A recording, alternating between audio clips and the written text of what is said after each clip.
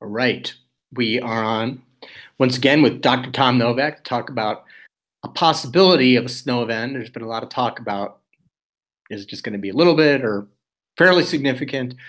And actually, before we get into that, Tom, I have a couple questions from a couple of the blog commenters that I thought I would just run by to start off, if that's okay. Great. Yeah, go for it. Okay. So Jaw, writes, how do the warmer than expected temperatures that we had today and the existing snowpack, that's in quotes because it's not real big, positively or negatively affect the rain versus snow forecast? Do one of these have a larger effect than the other? Well, so you hit that on the nose, Bill, right away. There isn't much of a snowpack over southern Minnesota. So yeah, it actually creates a warmer lower layer in our atmosphere, which in theory would lead to more of a freezing rain event, maybe even just pure old rain type of event. By the way, Bill, that is one of the red flags with this storm. So, Okay. and we'll get into that a little bit later. But so anyway, yes, snowpack does play a role. I don't think it's a major role, but it certainly can, especially right at the surface where it keeps the temperatures. A good snowpack keeps temperatures near or often below 32 degrees, which would create ice. And then, of course, no snowpack would lead to more just liquid or rain. Yeah, but of course, if you want a good snowstorm, it has to do with the temperatures above the ground, obviously. Oh, right. Yeah. I mean, we're not talking just so what's going on at the surface just reflects maybe if it's going to be freezing rain or rain kind of thing, really. Right. Exactly. Yeah. We need to look through, 10,000 feet of the atmosphere to really get a good idea of whether it's going to be all snow, sleet, rain, all that good stuff. Okay. And second question from Plymouth Weather Lover. He has a question for you that isn't necessarily specific to this storm, but it could be. In your opinion, what are the models struggling with overall? They seem to be off as it comes to predicting even a few days out. Is there something specific about the models related to this storm that they had a hard time figuring out? Yeah. So I love this question, by the way, because I think my answer is going to surprise a lot of people. Here it is. I don't think the models are struggling. I think when you look at the size of our Earth, this expansive atmosphere that we have around us, I think the models do a damn good job of predicting what's going to happen. I mean, think about it, Bill. They've latched onto a storm system now that was 1,000 miles out in the Pacific 3-4 days ago, right? 2,000 miles out. It was way the hell out there, right? Latched onto it, and it looks like the models are going to get within about 50 to 100 miles where a very intense snow band is going to fall on Thursday. I think that is remarkable. It's unbelievable. I could have never dreamt this 30, 40 years ago when I was a young kid loving meteorology. You're still young, Tom. You're still young. Well, I'm getting a little long in the tooth, William. I got some of that. So maybe the issue is that expectations in this super precise world are like that we ought to know exactly, and that's still maybe it's better to look at how far we've come than. I love it. That's you hit the nail on the head, William. And it also sounds like the models have been sort of across the board, so they sort of have illustrated the Yeah, listen, Bill.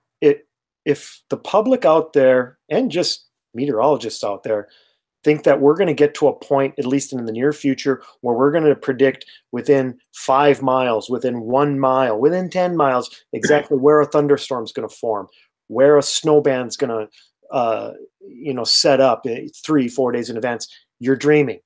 It isn't going to happen. Those of you that are expecting perfect forecasts, especially 3, 5, 7 days out, forget it. Isn't going to happen. So quit asking for it. It's not going to happen. We provide a blueprint, right? Yep. And we try to fine tune that blueprint the closer we get to the storm's onset. Okay. Even tonight, when you look at these computer models and when we take a look at them, they're going to be awesome. They're going to be fun to look at. There are going to be some snow totals that are going to blow your mind, right, on what could fall. But Tom, before we get into that, I just thought I'd also comment. Or there's, if I can find it here, we had a commenter on the blog from Sweden, and she was commenting on how she's finding that Stockholm has really not had much snow this year, and it's not the snow that she remembered growing up. So, so again, what this is just pointing to is that things have changed everywhere. Yeah, well, now you're starting to get into climate change, global warming. That we could talk for. No, Tom, I'm bringing this up because it's a nice Swedish person. Yeah, well, yeah, and isn't it great that on the Minnesota Forecaster blog, minnesotaforecaster.com, right? That we get all these people chiming in on this blog, and you can learn a lot from that blog. Let's make sure everybody understands that, right, William? Sure. Yeah. Hey, we need to talk some weather, right? All right. Yes, let's get into it. Yeah, this is what people are really looking for. They don't want us to be, chatting away, just looking at our pretty eyes, right, William? Or at least your pretty eyes. Here's the jet stream. Here's the jet stream, Bill. NAM computer model, hot off the press. All right, these computer models come down at about 7 p.m. Okay, and now it's what, 9 p.m. And these models are just coming in. So I'm looking at this as you are. And Tom, is this the model that, like I know there's basically 2 really good model runs a day, and the other ones are sort of in betweens, right? Yep. Yeah, this is the model run that really has ingested more data. Okay. That's what it comes down to. And now the storm system has come ashore, Bill, because this is the jet stream as of 7 p.m. tonight. Look at this is the Southern California. Hopefully you can make it out, but this is Los Angeles, San Diego area. The storm is pretty much fully ashore now. So we're now starting to really get a good measurement of this storm with the rich data network now that's inland. So I think what we're going to see tonight here with this computer model guidance is really going to be a telltale sign of what we can expect. Okay, so this is now we're starting to fine tune things, Bill. And here's what's happening. Watch this twist, this spin in the atmosphere, this circle. This is an upper level system now in a trough that is going to move across the southwestern United States, not a surprise. And then watch how it pulls out into the plain states. And this is a little scary.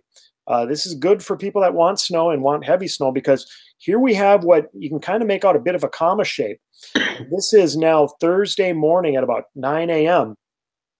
And what's really important, Bill, is this jet streak here just north of northern Minnesota and then extending into Quebec, into the Hudson Bay. Right at the base, Bill, of this jet streak, right here, which would be right over Minnesota and Wisconsin, and on the nose of this other jet streak now that's just south and east of us, that is where intense lift almost always develops. And that would be right over southern, eastern Minnesota and northwestern Wisconsin on Thursday morning. So the jet stream structure, Bill, looks real positive for a winter storm. But Tom, isn't that a little bit more farther north and east than like Minneapolis snow lovers might like it? I don't think so. I mean, no? And we'll see. Again, this is the first time I've seen the guidance here now from 7 p.m., but I like what I'm seeing, and I can't wait to get to the precipitation forecast. Here's the 500 millibars, Bill. This is the twist in the atmosphere. This is energy, or what we call vorticity, these nice bright colors here, magentas, reds, yellows, and it's over Southern California now. Look how impressive this storm system is and how it spins into Texas and Oklahoma on Wednesday evening and then shoots northeast. Classic winter storm path for us as it shoots northeast into Minnesota, Wisconsin, and then the Great Lakes. And by the way, Tom, I see it also going through New Mexico, where some of you know I actually live now, but we may get precipitation for the first time tomorrow in like 95 days. Well, I don't think there's any doubt, Bill. And here's that vorticity that we see on the computer models. You can see it now on this infrared satellite loop. Look at the beautiful twist in the clouds. This is an impressive storm system that's dumped heavy rains in California. And I really find it hard to believe, Bill, that with such an impressive spinning storm like this, and as long as it keeps its energy and moves northeast towards the upper Midwest, I just can't imagine that somebody close to home, if not here in southern Minnesota and western Wisconsin, and I can't imagine we won't get a decent, significant snowstorm out of this. Tom, that's a pretty big if for it, that it would keep going, right? Because isn't there some question of whether it's going to kind of split up or go to the south? I mean, yes, yeah, that is the case. It's a big if, but the computer models have latched onto this. This has been very consistent how it shoots this energy northeast from Oklahoma towards the Great Lakes region on Wednesday night and Thursday. So I don't think there's any doubt right now with how consistent the models have been with this, that this is going to happen. It does lag back some energy in Texas, and that's going to lead to a massive snowstorm in the Ohio Valley, by the way, as we get into late Friday and Saturday. But yeah, we get our shot at it late Wednesday, and especially Thursday, as this system pinwheels towards the upper Midwest. And Bill, if we look at the 850 millibar temperatures, you know how important that is. That's where the rain snow line is, or we can kind of judge where the rain snow line is going to be. Look at the light blue line, Bill. That's the 32-degree Fahrenheit isotherm. This is where it's at 10 p.m. on Wednesday. Still too warm in the Twin Cities for snow. But watch how these temperatures crash overnight Wednesday into Thursday morning, so that by commute time on Thursday, be more than cold enough in the lower and mid layers of our atmosphere to support snow. So we can expect a changeover from rain and ice to snow sometime between midnight and 6 a.m. on Thursday morning. So everything is on track. This has been kind of the case. This is what the models have been showing. All computer guidances have been showing this for the last several days. So the consensus is there. No reason not to believe that we're not going to get a significant snow over good portions of the upper Midwest. All right.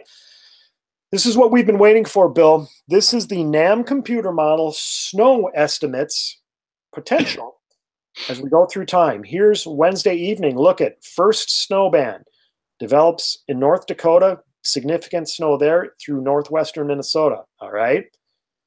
Oh, look at this, Bill. This is 4 a.m. Thursday morning, nothing over southern Minnesota. That should really worry us, right? Could be a bust, right? Watch what happens. There it is. Boom. And this has been consistent, Bill. The NAM computer model has been cranking out 10 to 16 inches of snow over portions of southern and eastern Minnesota, northwestern Wisconsin for the last 5 to 6 model runs in a row. So, often when the NAM computer model does this, it only does it for 1 or maybe 2 computer model runs, and then you kind of throw them out the window. This has been consistent. Now, I'm not saying that we're going to get a foot of snow in southeastern Minnesota, northwestern Wisconsin.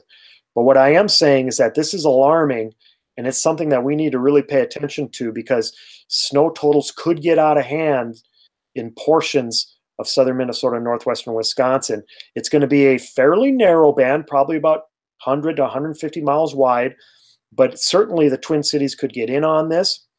And I won't be surprised if some areas are looking at 6 to 10 inches plus of snow. It looks like the Twin Cities are kind of on the outside of that, though. Well, right. That's the problem. And this has also been consistent, Bill. And here's another red flag. There is a dry tongue. And boy, we talk about these dry tongues often, but it's true. There's a dry tongue that extends through central Minnesota. And if we move that dry layer of air just 50 miles further southeast, that could mean huge bust for the Twin Cities metro. Okay, so it's like we've been saying, Bill, there are going to be sharp snow gradients. We deal with this often, these sharp snow gradients. Some people are going to be upset come Thursday evening. Some people, snow lovers, are going to be joyful and ecstatic when we get to Thursday evening. Who is it going to be? Well, that remains to be seen, and we'll have to update people as we go through time. Now, let's actually go to the NAM. I believe this is the nested 4K guidance. This is a little bit higher resolution, but this is the NAM computer model again. And here's Wednesday night. Lots of ice over southern Minnesota, and ice mixed with rain. And then watch how quick, and look at the snow, by the way, over northern Minnesota and eastern South Dakota. Watch how quick our ice changes over to snow by Thursday morning. This is commute time on Thursday. Heavy snow over the Twin Cities metro, on southeast down towards the I-90 corridor, and then northeast to Hayward, Wisconsin. This is going to be snow, Bill, probably at about 1 inch to 1.5 inches per hour. And that snow continues through at least the noon hour on Thursday before it finally tapers on Thursday afternoon. And let's just see how much snow the NAM Nest computer model is showing. And now this is a 10-to-1 snow ratio, which means this would be a heavy wet snow. But when it's showing 10 inches at 10-to-1 ratio, Bill, that means that some areas in a narrow band could probably get over 10 inches of snow in southeastern Minnesota and northwestern Wisconsin. And it's showing anywhere from, I mean, I know people in the cities are going to hate me, but it's showing anywhere from about 1 to 3 inches of snow on the north side of the metro to a foot of snow on the south side of the metro. Mm-hmm. Sorry, everybody, but that's what the model guidance is showing. Yep. So, Tom, when would you feel comfortable providing accumulation estimates? I feel comfortable now. So, and you know what I'm going to do, Bill? I'm going to show you. This is the Novak weather, by the way, travel impact, or I'm sorry, this should be the potential snow graphic that you see now in front of you. Okay. Yep. And here it is. I may have to up the snow totals here in North Dakota and northern Minnesota. I think, 3, 4, 6 inches of snow is a pretty good bet up in the Grand Forks, Fargo area on west to Minot. But here's what I'm thinking for the Twin Cities Metro. I'm feeling pretty good about 3, 4, 6 inches of snow across much of the metro. I think the southern metro, southeastern metro, we're talking Scott, Dakota County, and on east and northeast into Washington County, 6 to 8 inches of snow, certainly not out of the question. And there's going to be a narrow 20 to 40 mile band of snow that is going to be shocking to people. Probably 10 inches, maybe even more. So what about the airport? I'm always the guy. I want the single location. Oh, William. I mean, if you were to drill into that graphic. Okay, Bill. See, again, and we were talking about this before, like the perspective of a forecaster such as yourself that has businesses, you want to alert people and you start in the big picture. And I'm a guy that lives on the ground. I know, Bill. You like putting feet to the fire. And I guess if I've got to give you an exact estimate for the Twin Cities Metro, Bill, we're still 36 hours out, but I'll try to give you an exact estimate, Bill. 5.2 inches at MSP International. The reason why I say that is because they're always on the low end. I don't know. I think it like melts on the pavement before they get a reading at MSP International. But so I'd say 5.2 MSP International. I think Dakota County. Let's go with Farmington. 12.2 inches of snow. And then, can't believe I'm doing this, Bill. Anoka. I caught you at a weak moment, I think. Okay, Monticello, 1.2 inches. So there you go. There's your spread. 1.2 inches of snow, Northwest Metro, extreme Northwest Metro, to 12.2 inches of snow, Southeast Metro. Bill, do you want to get more exact than that? No, and you know what? I'm rooting for you to nail all three. How cool would that be? And we've got it all documented. Yeah, that isn't going to happen. It's going to change. You know it's going to change, Bill. So be expecting it. But anyway, so that's what I'm thinking. And we'll see where it goes from there. Be expecting changes, especially as we get into tomorrow and tomorrow night. But again, the storm system has come on shore. So we've got a pretty good measurement with this 7 p.m. run. And I'm feeling confident that some people are going to get some significant snow out of this. Some people that live where, Tom? You heard where.